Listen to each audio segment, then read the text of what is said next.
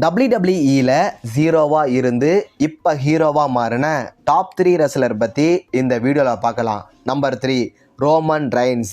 இவரை ஹீரோவாக WWE காட்ட நினச்ச போது ஆடியன்ஸ் வெறுத்திருப்பாங்க. ஆனால் தலைவன் வில்லனாக வந்த பிறகு WWE கட்டி ஆள்ற மெகா சூப்பர் ஸ்டாராக மாறியிருப்பார். ஆடியன்ஸும் இவரை தலையில் தூக்கி வச்சு கொண்டாட ஆரம்பிச்சிட்டாங்க. Number 2 CM bunk. இவரை வின்ஸ் மிக்மேன் மொக்க பண்ணுற நேரத்தில் தலைவன் எனக்கு நல்ல புஷ் கொடுக்கலனா WWE பற்றி எல்லார்கிட்டையும் சொல்லிடுவேன்னு வின்ஸை மிரட்டியே டாப் லெவலுக்கு போயிருப்பார். இருந்தாலும் இவரோட பர்ஃபார்மன்ஸ் தரமாக இருந்திருக்கும். நம்பர் 1 கோடி ரோட்ஸ். WWE காலி பண்ணதான் AEW உருவாக இவரும் காரணமாக இருந்திருப்பார்.